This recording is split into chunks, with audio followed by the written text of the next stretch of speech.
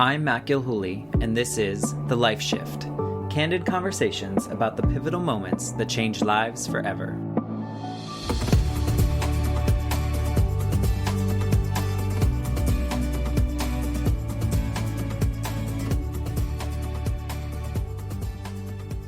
My friends, I am here with my friend Randy, and we go back just a couple years. We've been friends now for over 10 years. Easily over 10 years. It's been a long time. I was trying to track it, and I don't know that I can exactly, but it's been a while. It's been a good long run. Good long run, and we've seen each other through different versions of our lives and different parts of our journey. And you were actually a very helpful component of one of my major life shifts, and I vividly remember that, and I appreciate that. So you were there for that. But as you know, I was going to say, I so respect like how you went through that shift. It's a complicated thing. And I do feel like I was there for a lot of that experience and your process. And I looked up to that and really respected that. It was very inspiring. I appreciate that. It was a totally different journey. And after this episode airs, I will be telling my story, and my episode 1 guest, Kristen, will be flipping the script with me. So she'll be on the other side. I love that. So, well, the listeners will get to hear a little bit more of the full story of the life shifts. But as you know, I've asked people to just come on this podcast and share those pivotal moments that have really changed people's lives forever. And I've heard so many stories. And what's really cool about it is people's stories are quite different, but there are a lot of common threads in the way we approach positive, negative, scary, fun, exciting, all these moments. And it's just really brought me back to realizing that we're just humans, right? Going through the same things, even though the circumstances are a little bit different. So I appreciate you jumping on here and sharing a little bit of your story. Yeah, thanks for having me. Yeah, for sure. So I'd like to start just kind of painting the picture of what your life was like leading up to kind of this major shift that we plan on talking about today. Can you give us a little backstory? Sure, Matt. Even as I'm sitting here sort of like, getting revved up for this chat, I was thinking back, like there's certainly a big life shift that I think we're going to talk about, but I start tracking backwards. And as a creative person and an actor and a writer and a director in my life, I feel like I've come up to those points so many times. Yeah.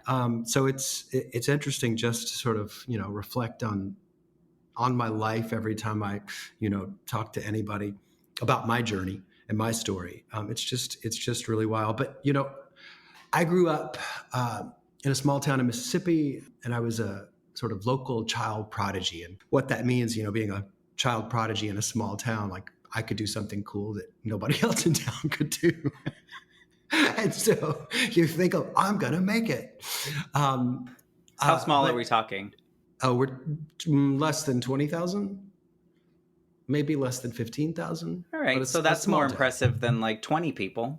Oh, well, sure. I guess. I don't know. But I was on that was my path. Like most of my life is, up until I, graduated from high school. And the plan was to be a concert pianist. I thought that was going to be my life. And at the last minute, I sort of panicked and didn't want to go down that road. And I wanted a college experience. I wanted, a football team, and I wanted weekends and real classes and real friends. And so I ended up going to Florida State, where I got into the theater, sort of threw it all away to be a journeyman actor. Had you not done theater as a child? I had not. I was always very interested. Growing up in Mississippi, I didn't have many outlets for that. I didn't see much theater. I wasn't around it. Certainly nobody in my family did what I do. So I was just kind of like wandering blind into this, but I was always very interested and always curious about putting on shows and seeing shows and showbiz people. Like I was back in the, when I was a kid, I was obsessed with variety shows and award shows. Anytime I could see the stars, like that was always kind of a fascinating world for me.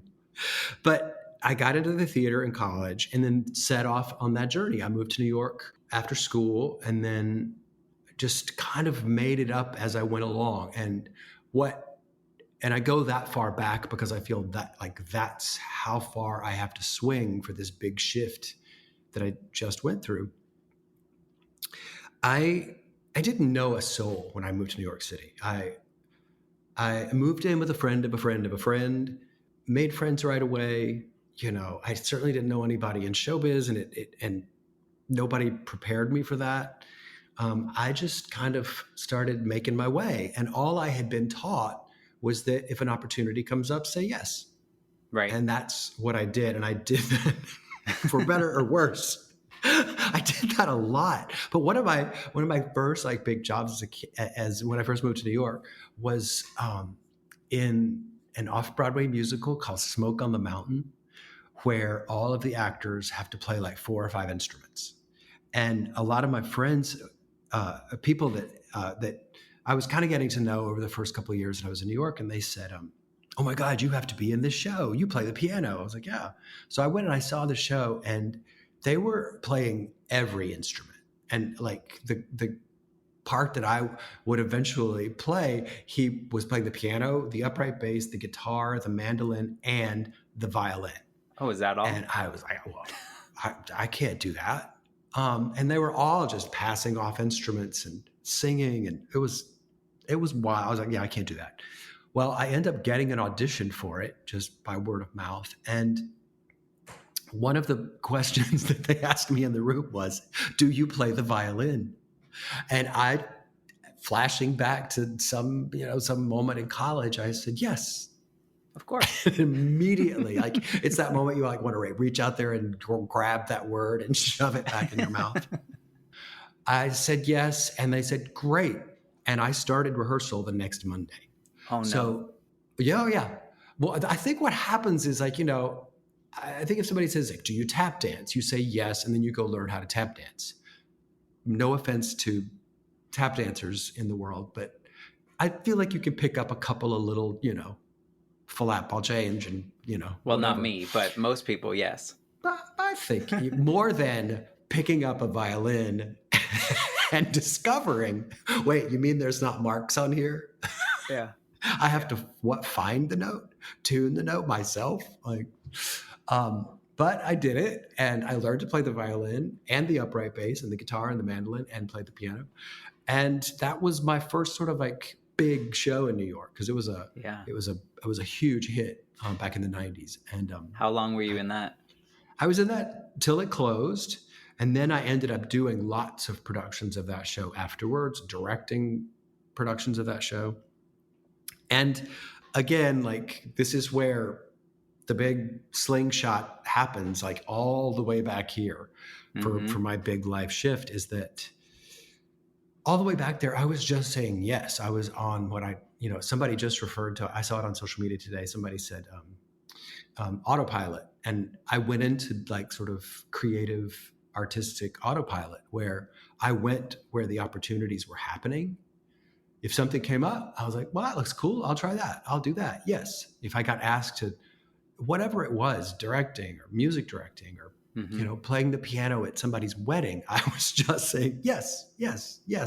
Because there were jobs and opportunities. And I just sort of went that way for a long time. And it worked out. Yeah, exactly. And I feel like we should all, I'm not saying that you have regrets or anything like that, but I feel like a lot of people don't take those opportunities. And so we should all be so lucky to have the guts to say yes. So in that part, I commend you for that. In the moment I said yes, even like now, I don't really consider myself that confident a person in general, but I flash back to moments like that. And I'm like, yeah, God, you've got, I don't know what that took, but I blurted out yes, and it set it all in motion. But you catch yourself doing that for a long time. And no, I don't have any regrets about any of it. Like, moving to New York City and being an actor and being on Broadway and being in films and TV shows, that was never on my radar as a kid. I thought I was going to play the piano the rest of my life. That was going to be it. maybe New York was in my sights, but certainly none of the life that I've had so far was the plan. And in fact, there was no plan. I was just sort of randomly like finding my way in the dark, just taking whatever popped up. And luckily and gratefully, lots of opportunities popped up and lots of amazing opportunities popped up. And I just kept saying yes up until, I guess, probably I joke that I sort of had a trial run life shift. I sort of like, well, let me see if I could really do this. I stomped my foot and I said, I'm leaving New York. I've had it. And it was as sort of as spontaneous as that. And I packed up everything and I moved to Atlanta because I heard there was a lot of film and TV in Atlanta. And I was like, I'm going to go be a TV star in Atlanta. And it was very sudden. Oh yeah. Yeah. I was like, I've had it. I'm out. What do you think? What triggered that? Do you know? It was probably, at the time, I really was sort of struggling, working too hard, too many jobs, like juggling too many things just to stay afloat in New York. Because you were teaching there, right? You were in a show. I was teaching at NYU. I was in a show. I had so much going on, but I was just kind of in an angry place, I think, and fed up, and saw something better in Atlanta because I wanted to, do more film and TV. And I packed it up, threw what I couldn't move right away into storage, and I moved to Atlanta and I rented an apartment. And I started auditioning and I got jobs, and I was like, oh, what have I done? So the grass was not greener?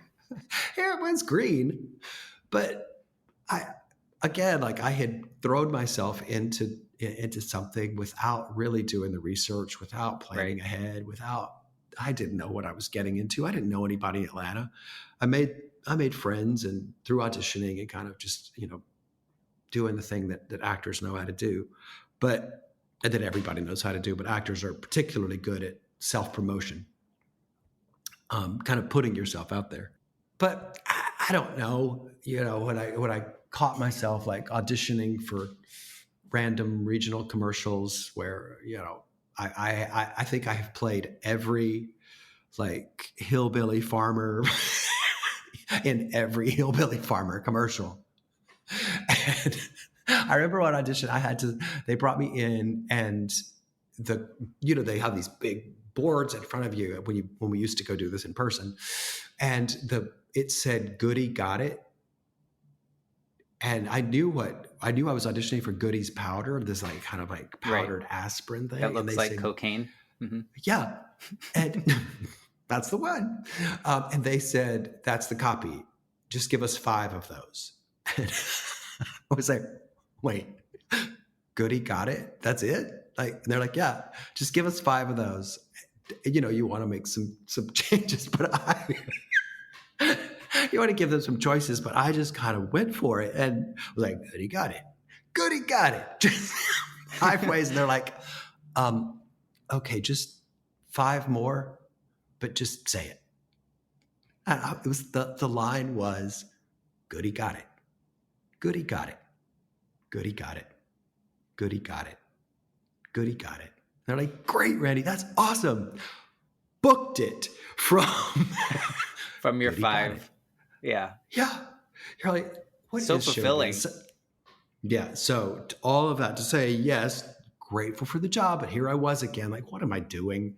Like, I didn't know where I was. I didn't really know kind of my way around Atlanta. So I would always show up to these auditions like lost or sweaty or just out of my mind. And again, very spontaneously, very spur of the moment, I rented a U-Haul, backed it up to my apartment building, threw everything in my truck in the middle of the night, and I drove all the way back to New York City, like in one shot from Atlanta, starting at like after midnight. And quite seriously, that may have sparked the real like turning point, because I felt all of this stuff coming up in me. I was driving and thinking like, what had I done? I had these amazing opportunities in New York, and I should be running back to New York. I should be just, taking every opportunity that I get in New York. And why did you move? And there were times where I would grip the steering wheel so hard and just scream. As I was driving, I would just scream as loud and as hard as I could, trying to bring this stuff up to the surface so that I could see it. Right. I was just lost. I pulled into New York City, I think as the sun was going down and just exhausted. I didn't want to show up at any of my friends' house and say, I'm back.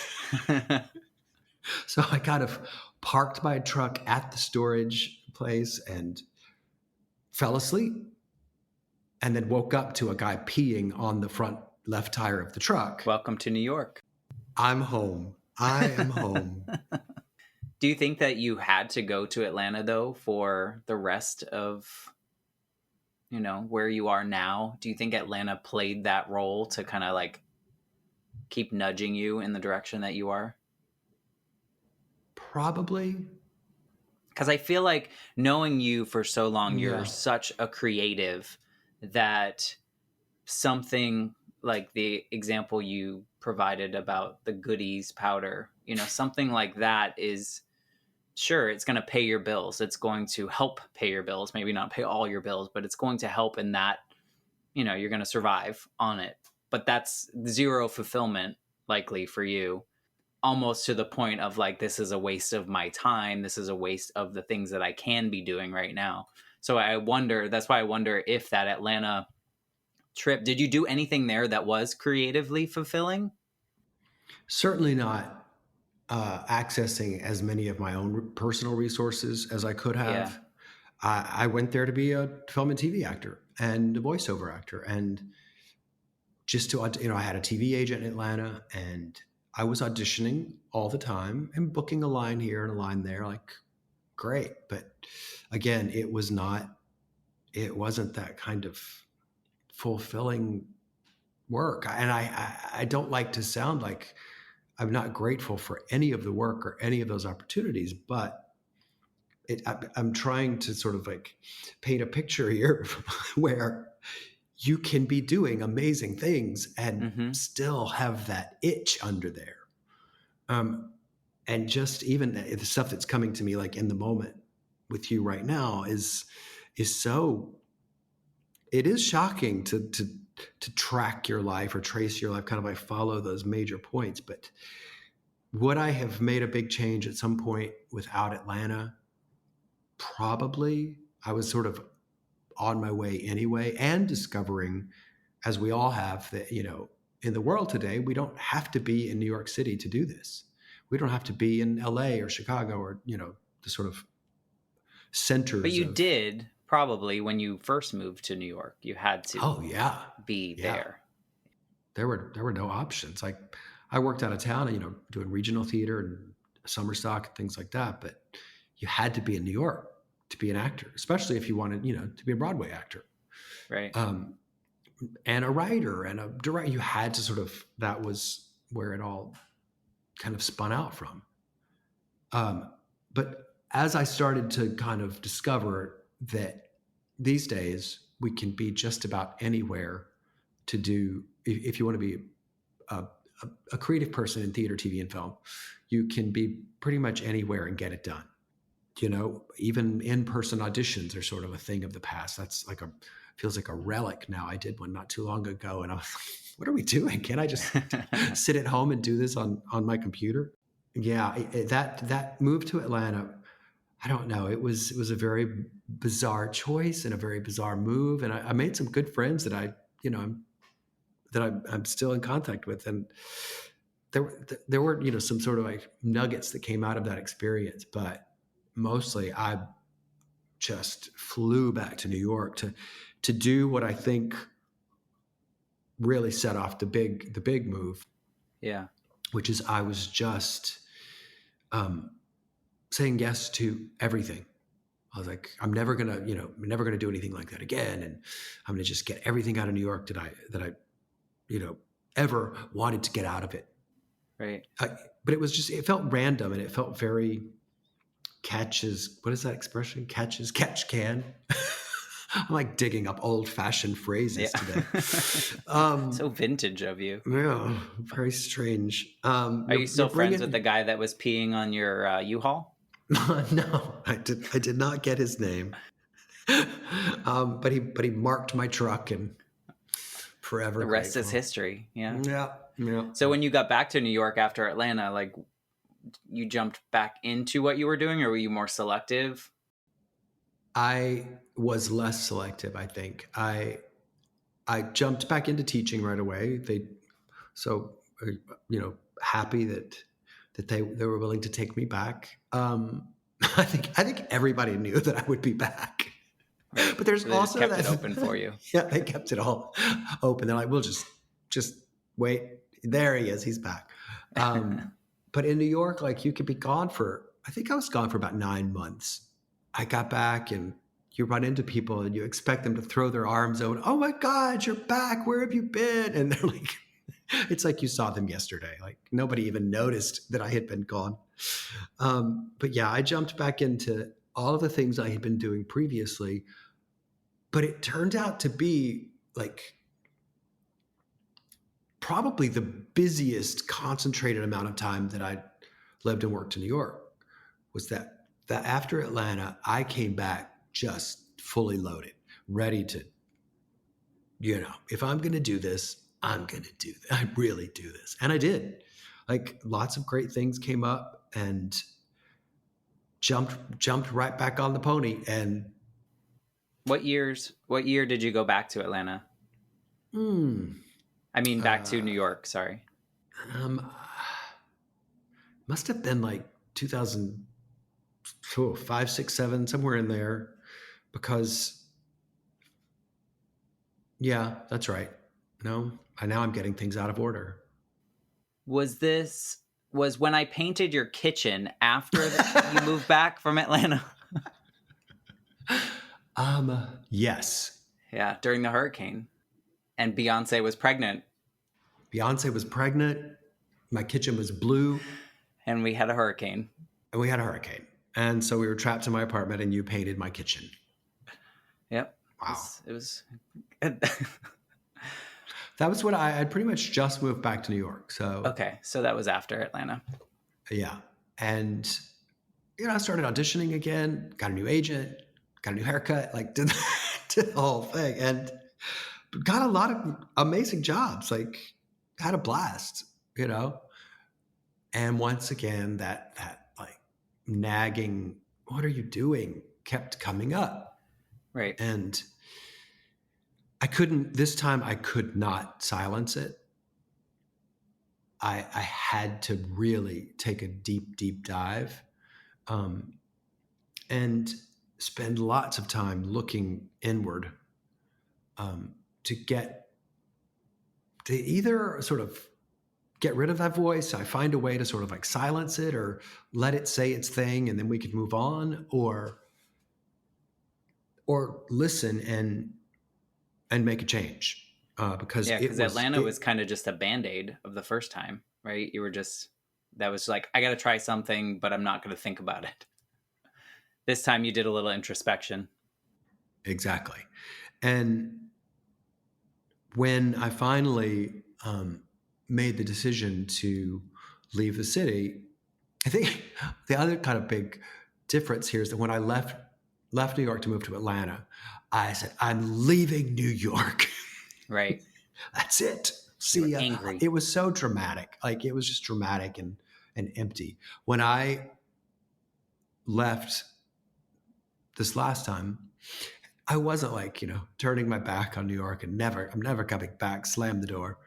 I knew I'd be back. I knew I'd be working in New York again.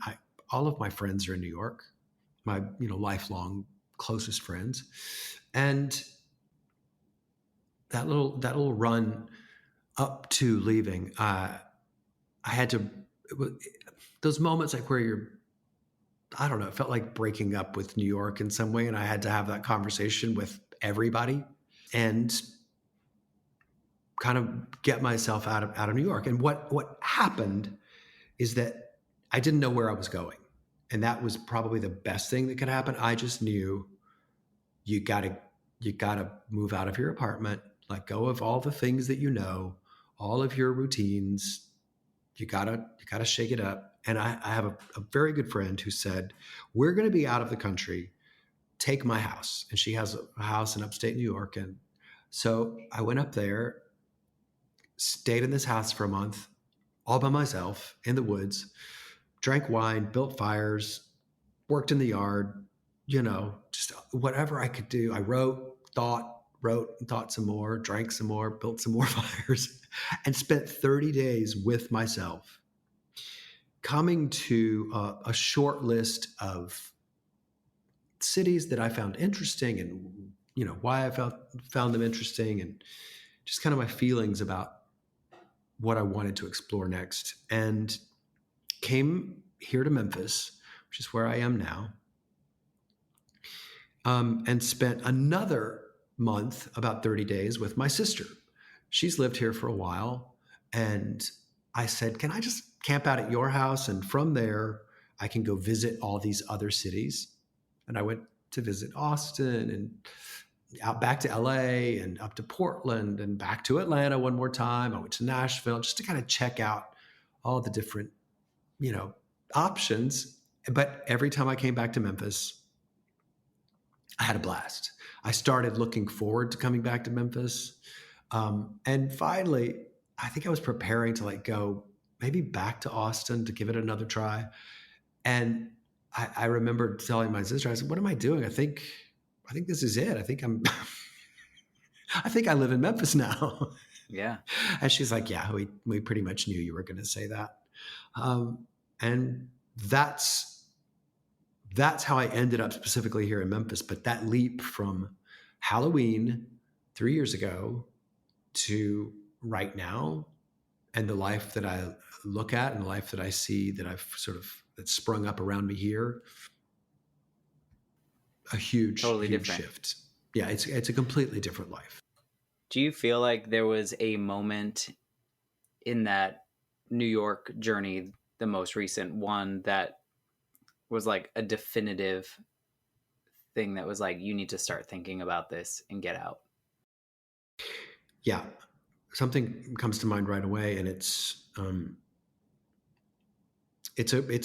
one of those moments that was so satisfying and so fulfilling creatively and artistically, but it ended up being one of the major components of this big shift, and me finding the confidence to take on what the work that I'm doing here in Memphis. I was doing an off-Broadway show of an old Rodgers and Hammerstein musical called Allegro, and I was working with the great director John Doyle.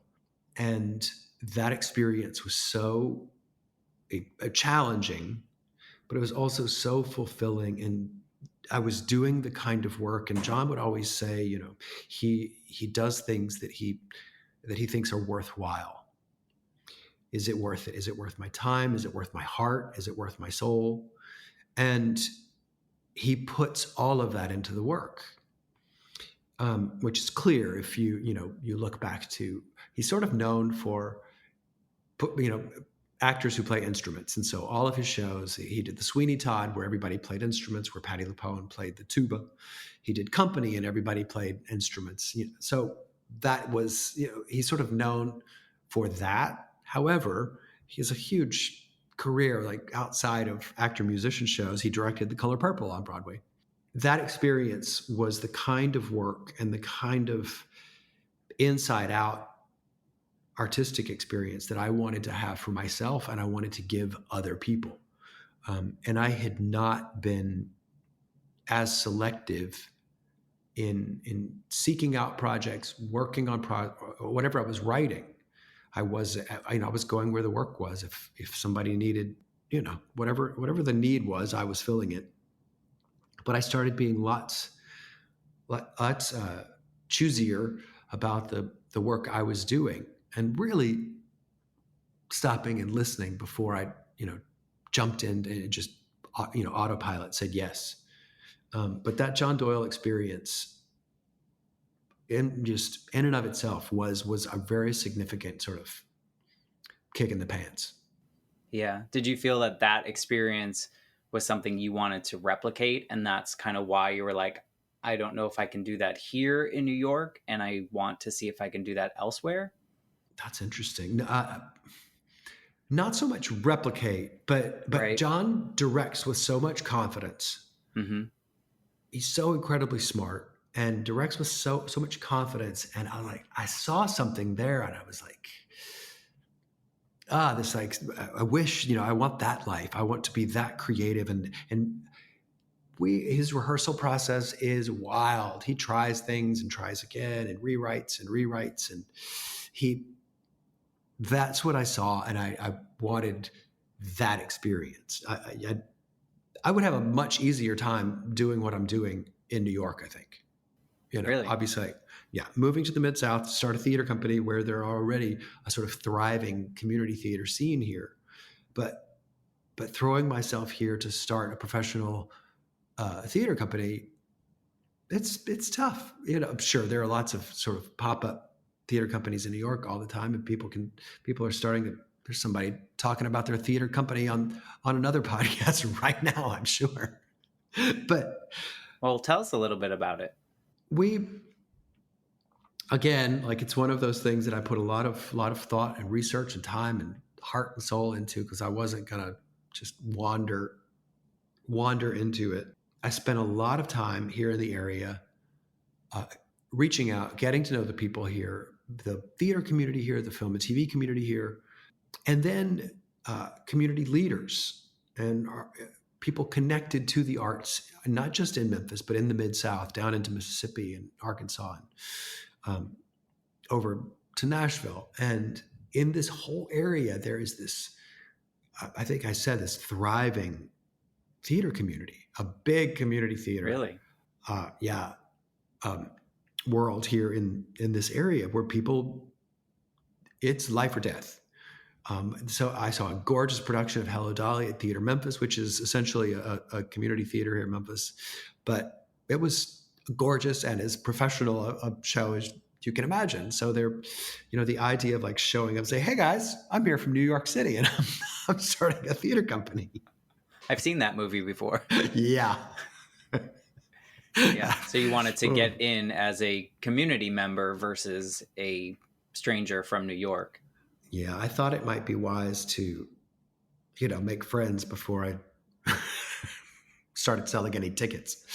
How long was that process for you? That was a lot of my first, like most of the first year here. And that continues. Like, we are doing that kind of work all day, every day.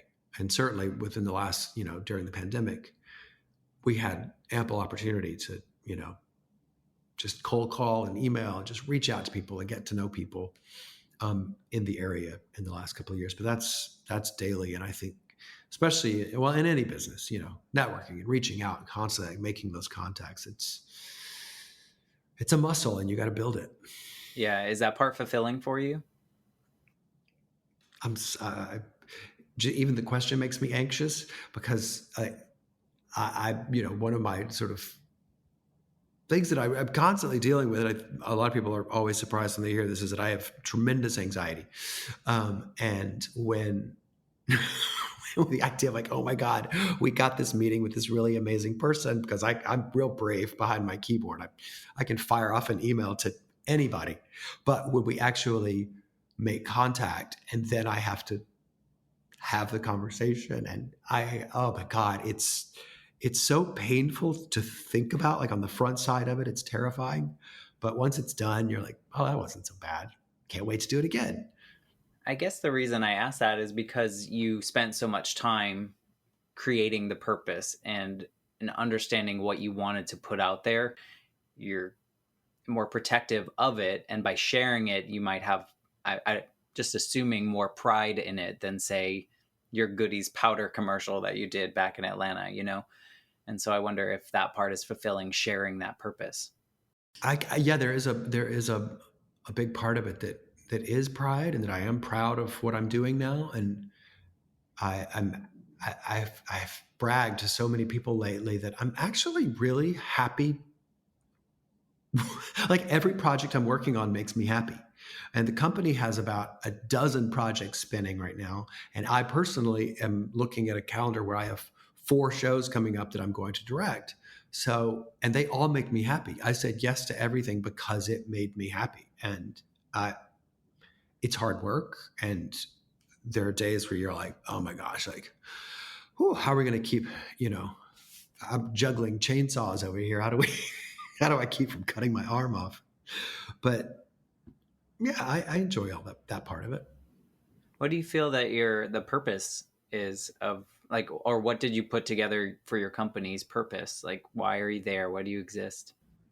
That that's a series of little mini life shifts for the company, because once we sort of set out to do our thing, we were going to be here to make what is known as devised theater. We were going to go into communities and create theater pieces around local stories. And that proved to be, like, even before COVID, that proved to be nearly impossible. You know, people would talk to us and we would, sort of introduce ourselves and kind of make appointments and set up interviews with people in small towns. And but boy, that was tough. And I just I didn't have the stamina for it. I certainly had the desire and the interest, but I just didn't have the stamina. I was like, this is, and I'm tough. Like when when I get my sight set on something, stamina doesn't even come into it. But this was really, it felt like a grind. And I didn't know that people were even interested in what we were coming to sell. They're like, it sounds fun. That sounds great. Like, sure, let's put on a show. I just thought of Waiting for Guffman as you were saying that, and I started picturing you as Corky St. Clair and Yeah. and your stool boom. That's exactly what I felt like. That's very, very accurate, because I don't know, and just felt so off. Yeah. Like I knew something was off. And then we started kind of trying to reimagine it back then. And well, let's do this, or let's try this version of the company where we do, reimagined classics, and that we tag that onto our name. But right about the same time, we were all plunged into nothingness. Right. And what the company had found, was that we were really good at sourcing new plays, reaching out to new playwrights and helping them get their shows up. Either a first reading of their play, an opportunity to share their play with another theater. And so in that first year, we had just finished a round of submissions at our choices for that summer, and we were going to put up 4 new plays that summer of 2020. And the pandemic happens, and our plans were like well in motion.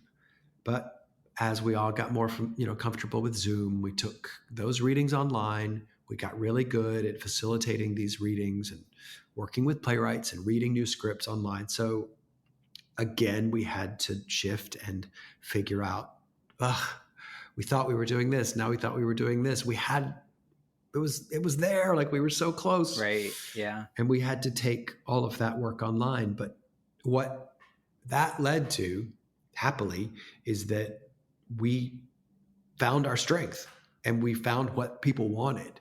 Right. The first year that we opened up submissions for our new plays, we got about a dozen, and we picked 4. The next year, because of the work we put into those and several projects that came up in that year, this past year, we got over 300 submissions. Wow.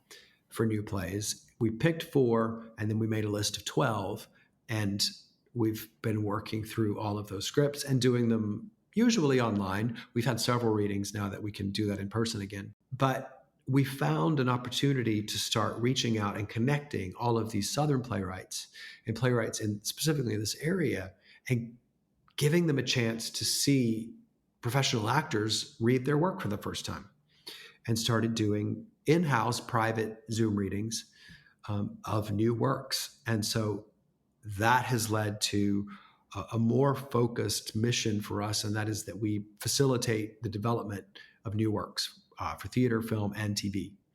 Oh, wow. And we are just pushing back against a backlog of really great work that we even had to pump the brakes when I sort of made a list of what we were working on. And I said, okay, pause. we can't keep going. We can't keep adding to this list. These are all great projects, and I want to do them all, but we have to slow down and at least start pacing ourselves. Because again, I caught myself saying, yes, yes, yes, that's great. I was being choosier, but I was still remnants of that old me were still in there, that just kind of, I just want to say yes to everybody. I want to give everybody a part. Do you feel that those yeses were different than early yeses, though, because you were more in your own company sourcing material that you were interested in to begin with? Without a doubt. That is one thing that I say it's one of my strengths, is that I'm really good at bringing the right people together at the right time, either as a director or a writer, or even when I was an actor. I always felt like I landed in these just real serendipitous moments. And it's one thing that I feel like I've been really good at with the company is connecting people and creating these new friendships and these new relationships that I see thriving out, in social media. It's so easy to check in with a playwright that we worked with a couple of years ago and see, oh, that play is here. And oh, look, they cast the actor who did that very first reading. It all sort of connects in a beautiful way. And I love that so much. If sitting around and reading plays and helping people move their work forward was all I did, I would be so happy. Because as a writer, I go back to my first play and that first production, and it's still one of the highlights is to be able to walk into a theater and look around and see your set being built, see costumes being made for something that at one point existed in your head. I know how good that feels. Mm-hmm. And to watch playwrights not only see their work come to life, because it's a tough business for writers, in that there are so many of us out there, and just to kind of get in there and have the opportunity for a handful of actors or a dozen actors get together and read your play and then start talking about it, that is the necessary step in moving any work forward. But if like that makes me so incredibly happy to see those relationships forming and the network of writers and directors and actors and other creative types that we're building just by these small readings of new plays. Well, it's almost, I've talked to a few people now in which, yes, a global pandemic is a terrible thing, and we've all had to face a lot of negative pieces. But in a lot of these conversations, people have said that part of it has been a blessing to have the opportunity to pause. And it sounds like had the pandemic not occurred, you would have moved forward with producing whatever shows were in the pipeline, and you might not have found this specific area that you're really passionate about now. Do you agree? Or I think a version of that is true, in that we were guns blazing, moving straight ahead for the production of those plays that summer, and who knows where that would have led. But I would have been very happy if that summer had happened. But the pandemic was an opportunity for us to focus. But it also came at a time that brought all of my doubt and questions about the big move, and setting up home and shop in a totally new city. When I first moved here, as good as I felt about it, I would still, and especially once we started the company, I would wake up and literally every morning I was like, oh my God, what have you done? What are you doing? you fight that voice that's like, everything you know is in New York, and like that would be so easy. And job opportunities were coming up, and people were calling from New York with work, and I had to keep listening and really trusting that I was on this path. But it kept coming up every day.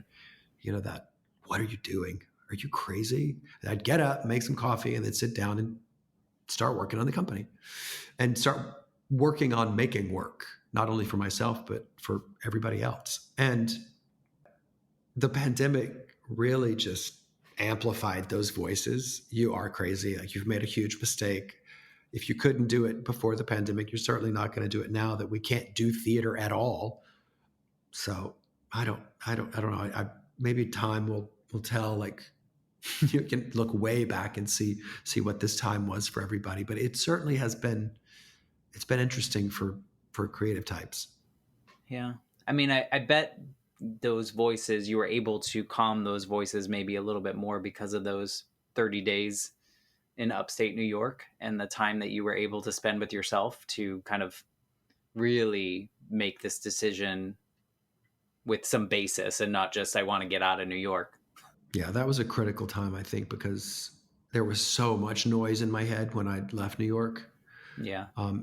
And had to sort of just quiet the chatter, kind of get in there and like weed out the static, and literal feedback, like just that just noise that we sort of that I lived in New York. I won't speak for every New Yorker, but that time was really, really important because I could quiet the chatter and then hear the voices, the true voices, the ones you want to talk to you. And there were a lot of them. They all had different ideas and different opinions about what I should do next. I was like, okay, you sit down. You're next. We'll be right with you. And had, just had clarity. I remember that's what I said that whole year was about, was clarity. I kept using that word. And I think, it's so funny. You look back and like, I was so clear then. In that moment, I was so clear. I had so much clarity. And then it sort of like steams over and gets blurry. And you're like, oh, wait a minute. I have to rethink my clarity. What I notice now, and we visited many times in New York City, or when I like to escape, I like to go up there and see shows and stuff. And I visited you many times at different points in your life. And what I notice now is that you seem more centered and more like happy without looking, like this jovial, like Santa Claus or anything. But I feel like when in those visits, it was very hectic times for you living in New York, because it was constantly, I have this teaching job, but I'm also doing this show, but I'm also writing and working on this workshop, and I'm also doing music, and I'm writing this book, and then my friend's producing an album, so I'm going to go play, at this concert. And it was just it's very loud. Like you said, there was a lot going on. And just in this conversation, I can see that, you looking back on those moments, but how calm relatively this new version of you feels. Yeah, I'm certainly. I've Maybe always calm's been very not right. Calm is a very interesting word. I was like, yeah, do I wrestle with that word or not? I'm certainly not calm. I'm definitely centered is a really good word for it, because I have intention and purpose in my life now. I approach everything. I feel like, and confidence. And confidence in the work, just because I'm working out that muscle, Right. But what I sort of look back at is like, I was stirring up lots of stuff, for 20 years in New York, just kind of like making a noise, with everybody else, and was moving ahead. But, what does success look like? What is success? I have so many opinions about that now that I certainly didn't have at the time. But it has given me the opportunity to, in order to focus, in order for somebody, first of all, to start their own company, you gotta take care of yourself every day. You gotta wake up and go start the engine every morning. And it requires me to be as committed to myself as I am to the work, which means, the yoga practice, my spiritual practice, all of those things really kind of, I feel like I've come into myself in the last few years because I recognize the value in taking care of myself. And I, say capital S self,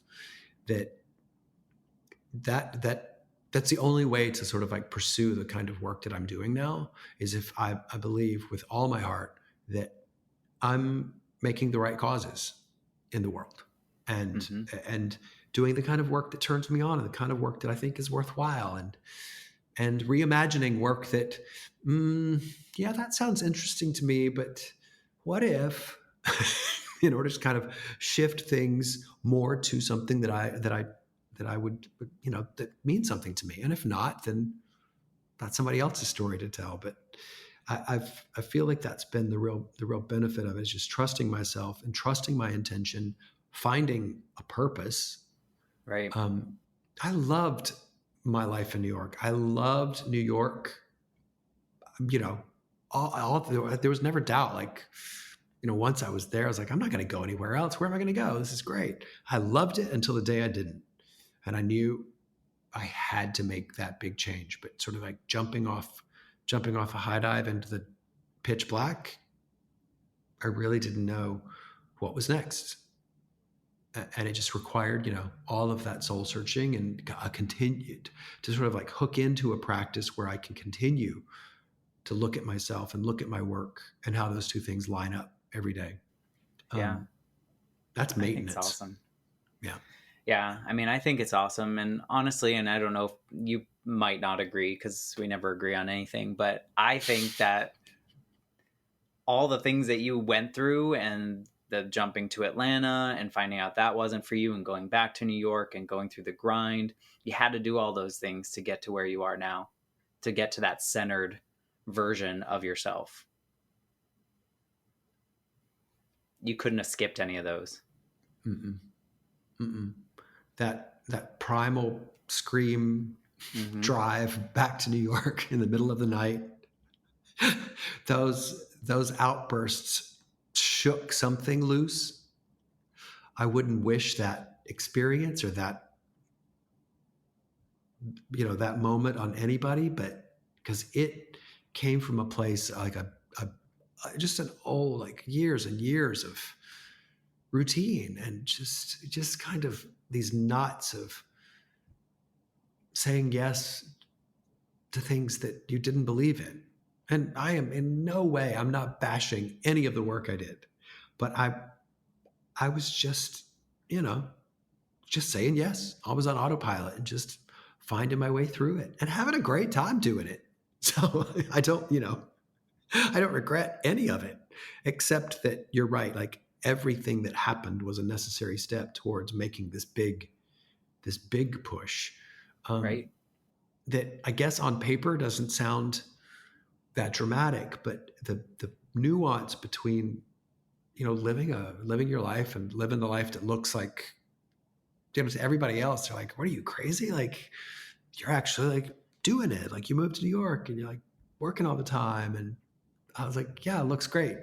I am so unhappy. Yeah. You're happy in the moment of the production or whatever you're doing, and then you go home and you're just, I'm not doing what I want to do. Yeah, what am I? Yeah. And maybe I still haven't answered it, but I feel like I definitely I'm onto something right now. Like, I know I'm at the beginning of something that I hope will be very interesting further down the line. But it means believing in it 100%. There are days that I want to, like, delete the website and delete all the emails, tell everybody, I'm so sorry, we've had to close our doors, it's not happening. But I can't do that. Like, I'm too in it now, and I love it too much. I love the work too much. I love that for you, because I mean, for so long I've known that, yes, you appreciated the work and all those pieces, but you weren't allowing or you didn't have the opportunity to do the creative components that you really wanted to focus on. And I think two, what's really cool now, especially with this company, is how many people you're affecting with the journey that you went on and made you this person that you are now, and the things that you're going to be able to help others with, which is really cool. Things that you probably wanted people to help you with at the time. Like that Allegro experience. Yeah. Like you see that you're doing, really having an effect on people. And we're luckily, like, we have people coming to us now, and we're finding great writers and giving these, not just young writers, but people who sort of come to writing late in their life.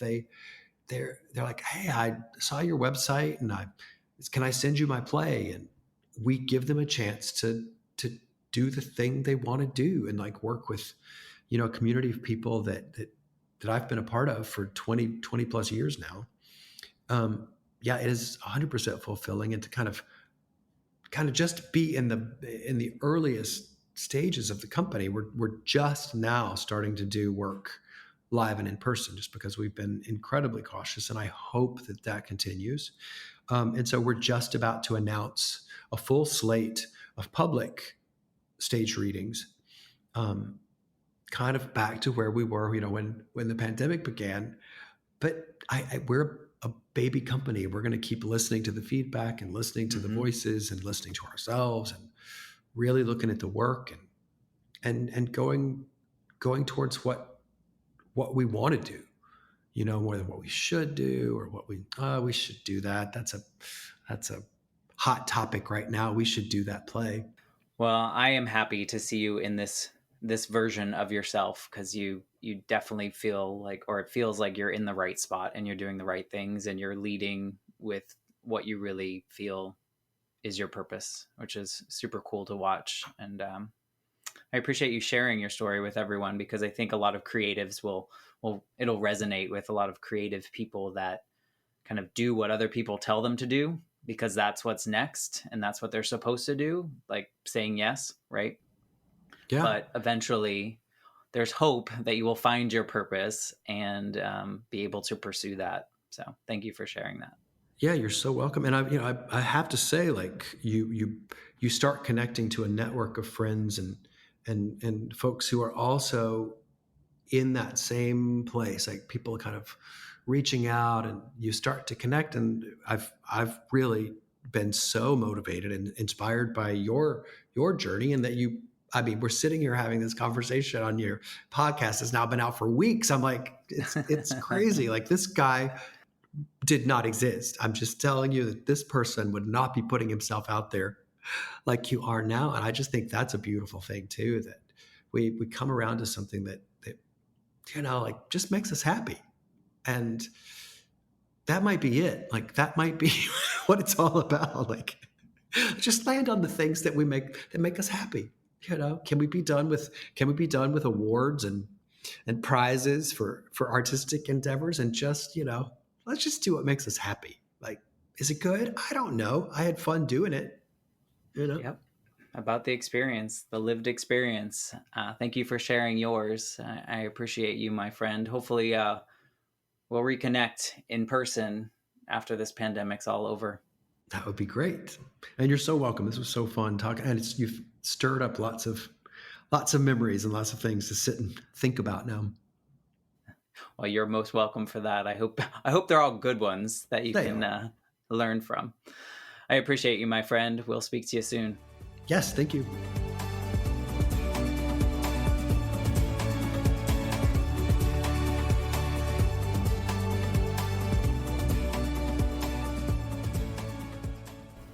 I'm Matt Gilhooly, and this is The Life Shift, candid conversations about the pivotal moments that change lives forever. Please subscribe to the show on Apple Podcasts, Spotify, or wherever you listen to your favorite podcasts. For more information about how you can support the Life Shift podcast, please visit www.thelifeshiftpodcast.com. See you next time.